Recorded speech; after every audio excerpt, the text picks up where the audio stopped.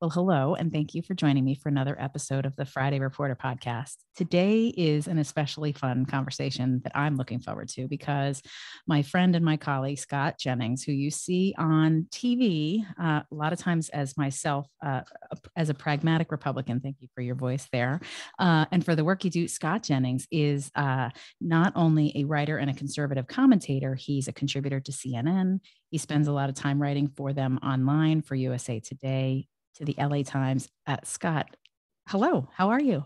I'm great. Thank you so much for this invitation, and it's very nice to see you. It is very nice to see you, other than on the tube, because I see you're doing a ton of commentating right now. It's really busy. In fact, I'm catching you today right across the hall from the green room in Hudson Yards for CNN, right? I mean, this is where you are. You're on the road. You're talking about what's happening. You're right. I just in June surpassed my 5-year anniversary with CNN. I've seen a lot of folks come and go in the in the last 5 years, Right.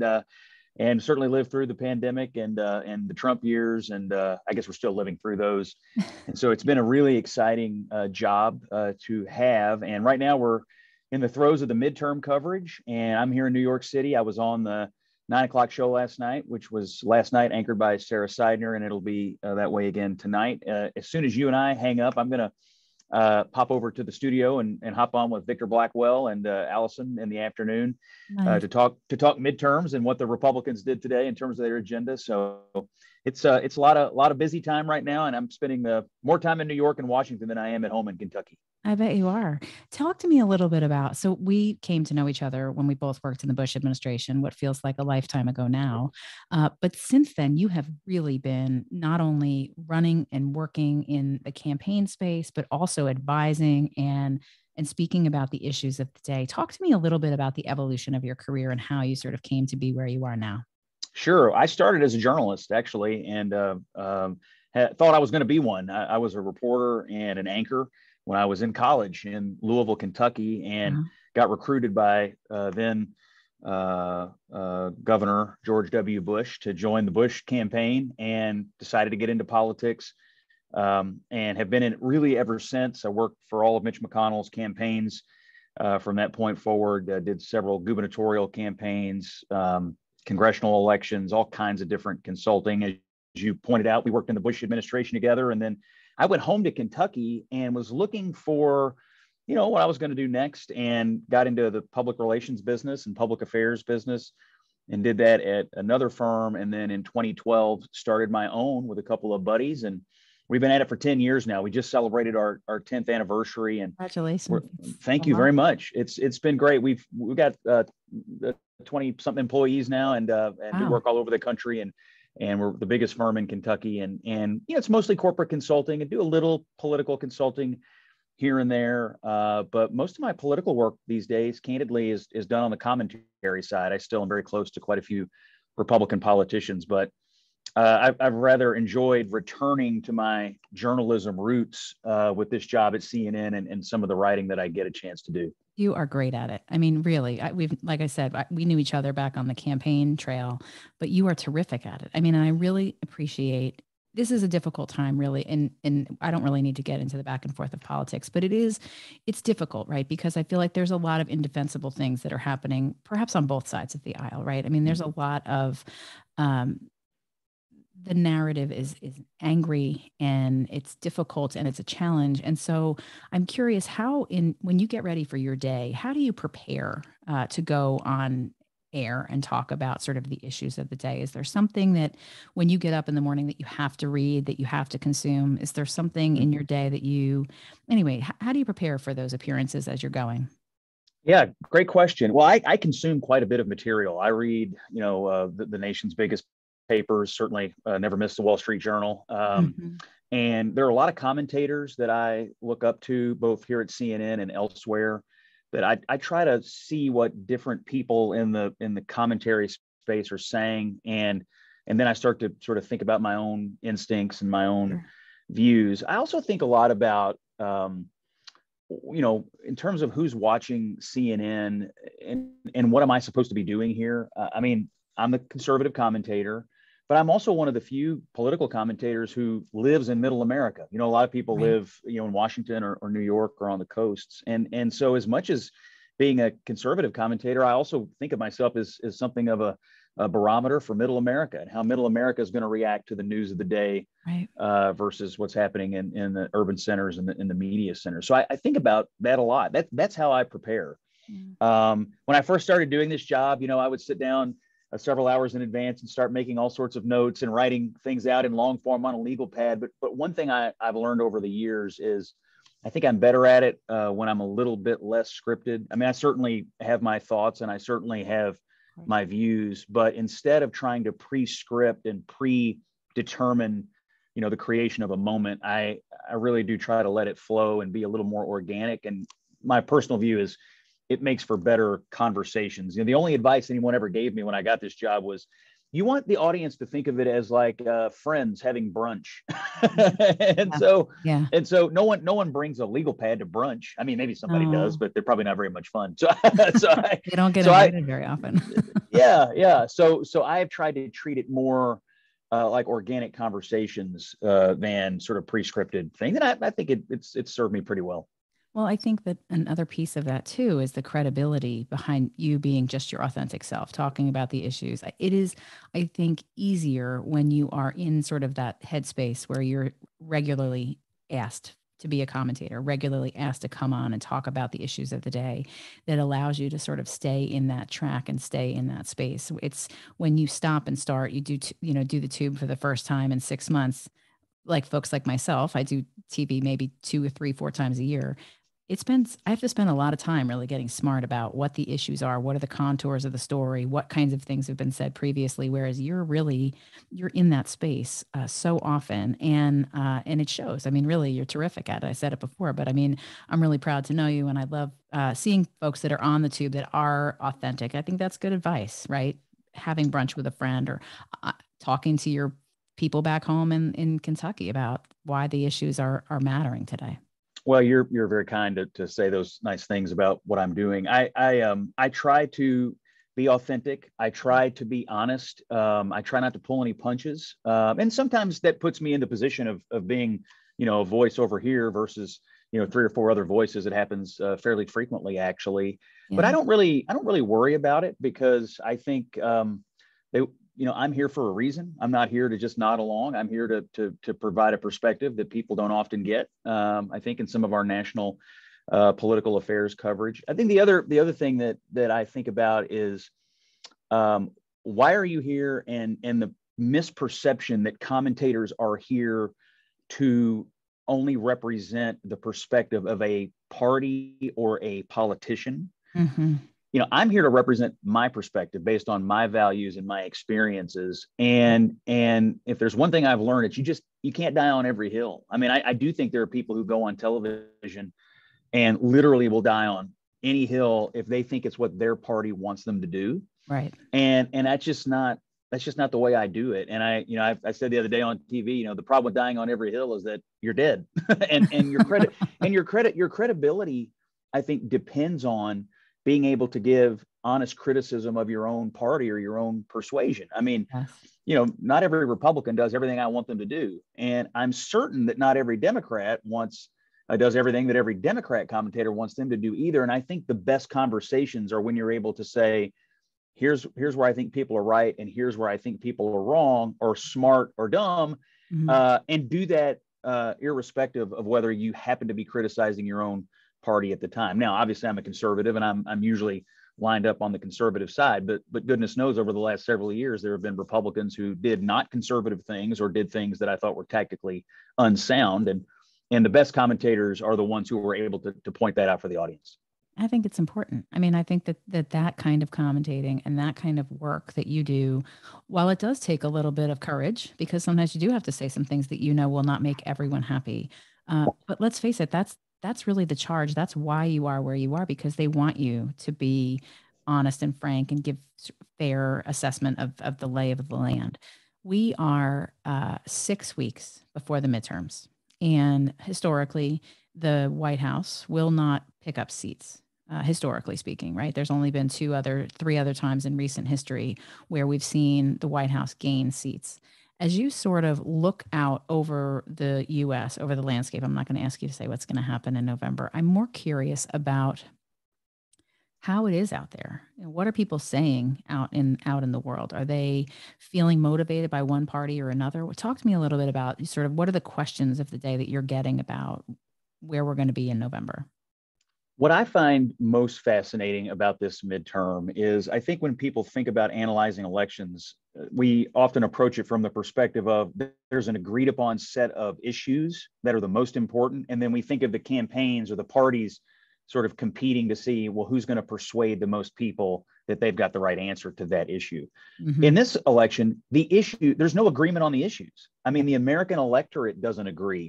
Mm-hmm. So you've got the Republicans out talking to, I think independents and Republican voters about inflation, economy, crime, border, quality of life type issues. And then you have the Democrats out talking about a whole different slate of things: abortion, democracy, Trump, climate change, gun violence. So you have these two parties, two totally different issue sets. And so you have these candidates that are, they're on the same ballot. So they're in the same ocean, but their ships are not ever crossing paths because they're not even discussing the same issues with their expected constituency. Now, I do think I do think it I don't know what's going to happen. I mean, my general view is Republicans are going to win the House. I don't know how many seats. I think the Senate is very 50-50.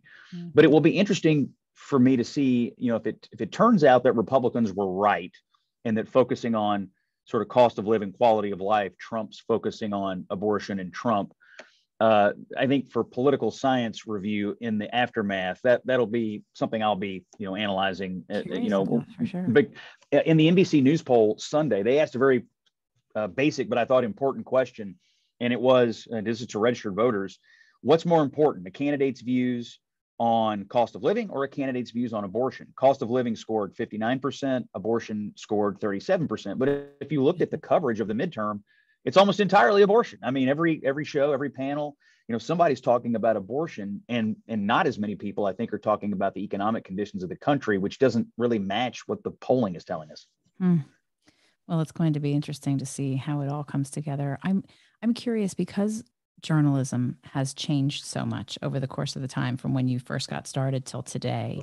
What trends are you, as we talk about trends in politics, like what trends are you seeing in the journalism space that perhaps have changed or adjusted over time? And that's kind of a loaded question, because there has been a lot of commentary around the fact that the networks, not just the one that you're at, but lots of networks, are trying to readjust and figure out how to reach their audiences the right way. So talk to me a little bit about how you see the adjustment in journalism, and maybe if you have noticed any trends perhaps going forward.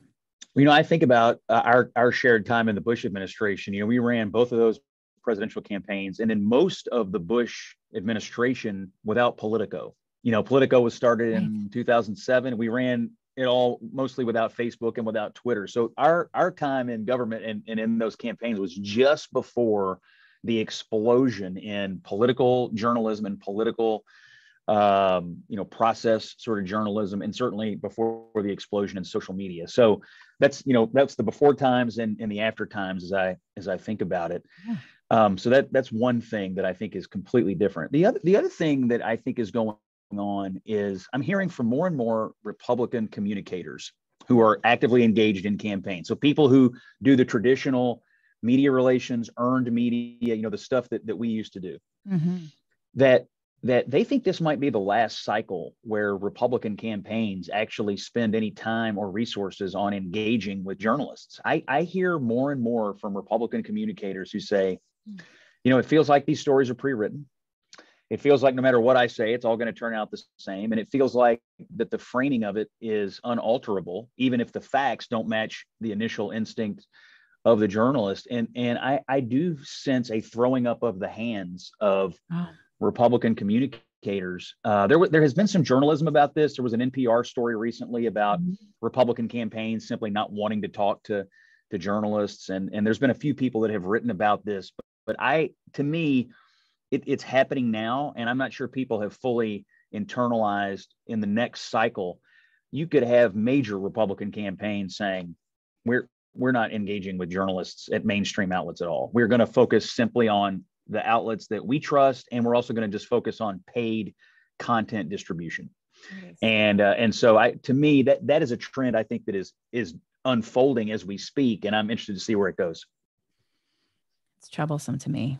Having been a Republican from New Jersey, we didn't even have a media market. We had to punch above our weight every day in New York and Philadelphia, but I felt like that made us better. And that's just my point of view, but that's disappointing because I think that you're no longer going to reach the full electorate, right? You're no longer going to reach everybody.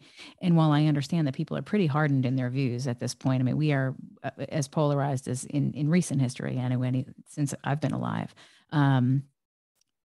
That's a trend that's concerning to me, but I'm not surprised to hear you say that. Well, it is concerning because I think, well, I mean, you have to ask yourself, what is the purpose of a campaign? And it's to get, enough votes to win, however that works out in the jurisdiction you're running in. But then you have to build an audience to reach that. And I just sense, just to be perfectly honest, I just sense that most Republican campaign professionals and communicators are starting to get the idea that there's no audience for them to be had, or no advantage for them to be had in engaging in some of these conversations. So if you're running, say, for the U.S. Senate in, I don't know, North Carolina or some other state, and the New York Times wants to send an embed to hang out with your campaign for a couple of days, I mean, I think they're thinking hard about whether this is in their best interest. I understand that. And so, but I think, and I think that mindset has been there for a few years, but I think it's starting to creep into even, I mean, do I even need to talk to the local journalists? And so for the industry of media and for journalism, I really do think there needs to be some recognition that that's happening, and some question internally about why is that happening? Because you don't want that to be the case. I mean, you can't be a news outfit and can't get politicians to talk to you. And so I really do think there's some reflection required here from everyone who's in the business about why is that happening? Is this good for democracy, and what can be done about it? Yeah. Yeah, no question about it. I mean, it's a big part of why I started the podcast, because I felt like I wanted to better understand the journalism side. And I've had a lot of, because I started it during COVID, I've had a lot of Junior Hill staff get in contact and say, thanks for doing that show with whoever the member of the media is, because it's someone I've been trying to connect with, but I couldn't get coffee with him, or I couldn't visit with him or get to know him. But now at least I understand better his beat and what he cares about. Yeah. So I guess we'll have to keep an eye out for that. I do hope that shifts and that adjusts, but I do think you're right. I think social media, paid, please. The other day, Ron DeSantis, governor of Florida, I think, a very promising presidential candidate in his own right, he got invited to go on The View and made a big deal about turning it down and saying, why would I go on that show and talk to those people? I mean, I think you are going to see that tactic more and more, because I think in the Republican Party right now, for a lot of people, the enemy, if I may use that terminology, the enemy is not the Democrats. The enemy is the media. I mean, I think for a lot of rank and file Republican voters, that's what they loved about Trump, was just a willingness to bash the media and to just absolutely go smash mouth with the media every day. And so as much as they want to beat Democrats, I think a lot of Republicans want to beat the media. Yeah, it feels and that so way. and I feel like these candidates, having watched Trump successfully do that, are going to pick up on it and evolve it. What's the next evolution of playing to that instinct? And so I think DeSantis choosing not to go on The View was part of that evolution, and I suspect you're going to see more things like that. That's interesting. What do you typically find when you're writing a column? How often are you writing? Because I know you're doing quite a bit of that. Are you writing every week? Are you writing a couple times a month? How's that go for you? On average, I'm writing 2 to 3 a month. Okay. For a long time, I wrote a regular column for the Courier Journal, my hometown paper in Louisville. I did it once every 2 weeks. Gannett decided to stop publishing more national political columns in their local paper, so I sort of shifted focus to writing mostly for USA Today. So it's a little less frequent, but when you add it all together, all the different things I have to write and do, it's 2 to 3 a month, and sometimes more, depending on what's going on in the news. Sure. Do you is there an issue that really lights up your audience? Like, do people get fired up about one thing or another? Like, how does that for you, because social media is giving people access to writers and columnists and journalists. Is there one issue or another that perhaps has really sort of lit up the audience and had people reach out to you about? Gosh, great question. Well, anytime you write about Trump, Mhm. and if you defend him on an issue, whatever it happens to be, you get lit up by people. Or if you say he was wrong about something, you also get lit up. But my experience with that, I think, explains political coverage in the last 5 years, because you know consumer, information consumer engagement. He drove so much of it that you can see why. He drove so many clicks and eyeballs throughout our Yes. political media space. So that's one. Mm. I have found that because I'm a conservative columnist, if you start to quote Democrat politicians back to liberal readers, they get really upset with you. That that Ah, is that is something that makes people very angry, who are inclined not to agree with you in the first place. And maybe the most troubling thing I hear, and I hear this whether I'm on CNN or whether I write something, is this question: why is Scott Jennings allowed to speak? Why is this oh, person being given a platform to mhm. speak? And I do think we are. I think we're having an illiberal moment in the United States. I think there are people on the right and the left who would be perfectly happy if people who disagreed with them were no longer allowed in the town square, so to Yeah. speak. And so I think that's really, really unhealthy and Mhm. really troubling for our country. But I hear that a lot. You look at the tweets after you appear, you look at the comments on some of these columns, and a lot of it just revolves around, I don't pick up this newspaper to be, to have somebody say things that I disagree with. I pick it up. Yeah. Essentially, they want to pick up their news source of choice to have all their priors confirmed. Yeah. They don't want to have their views challenged, and they don't want to be intellectually challenged on some issue. They just want to be made to feel better about what they already believe. And I understand that, but at the same time, I feel like it's more people than we realize who are just no longer capable of emotionally consuming information that might carry some disagreement with them. It's been very strange to experience that. And we're not going back to the way it used to be. That's the one thing I keep saying to people. We are moving forward. So whatever it is we're going through, this rebirth, this change, people's approach to media and information, the way they consume it, we're not going back. So we have to Mm-hmm. figure out a way through and onto the next platform and opportunity where I hope discourse can be restored, but I'm not sure. All right. We're all kind of living in this growth period right now where it will be curious to see, to your We point we about, Yeah, I think you're right, and I think that the technology we have at our disposal makes it all too easy to build an information bubble around yourself in which you never encounter information that might upset you. I yeah, mean, you with just the flip of a few buttons and typing in your email into a few things, and you're throwing a few switches on Google. I mean, you can good. create a total bubble in which Donald Trump is always 5 minutes from going to jail, Yes. or in which Donald Trump is 5 minutes from being reinstated as president. Right. And I think people get very comfortable in these bubbles. And then when they're presented with information from outside the bubble, it makes them very angry. I sort of feel like we've just lost the ability to argue with each other in a way that is progressive. And I don't mean that in the liberal sense. I mean argue with each other in a way that advances both people. Ideas and information, and people can arrive at an agreement or an agreement to disagree about whatever it is. And a mutual respect about, well, you believe one thing, I believe another. We had an argument about it, we had a debate about it, and we're going to go our separate ways.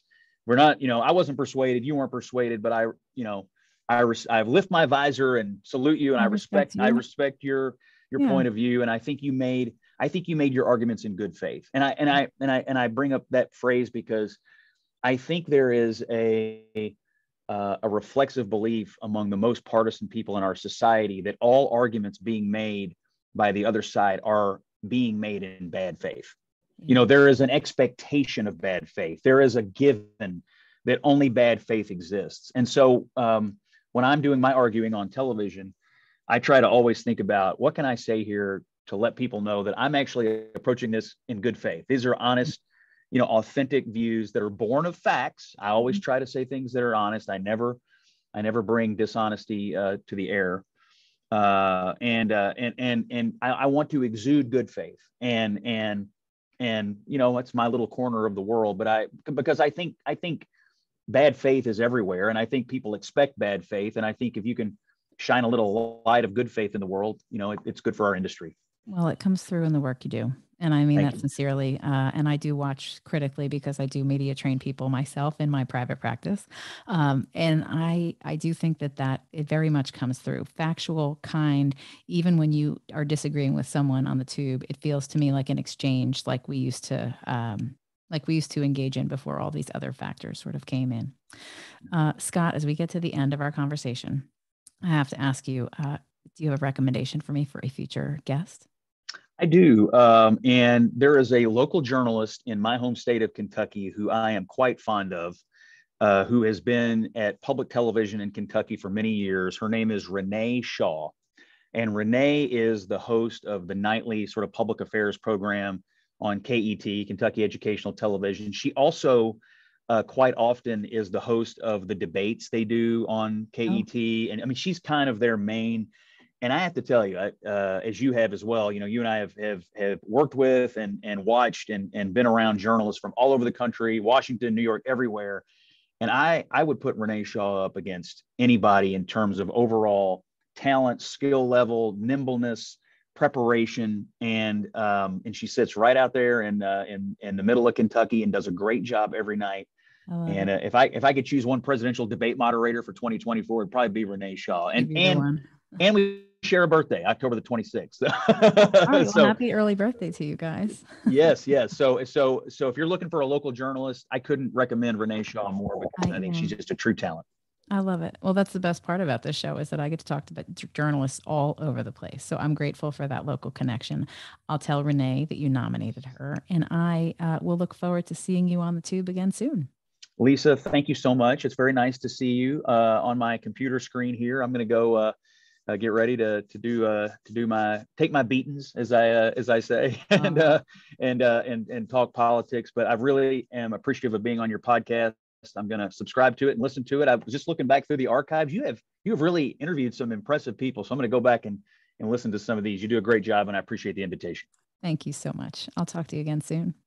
Thank you.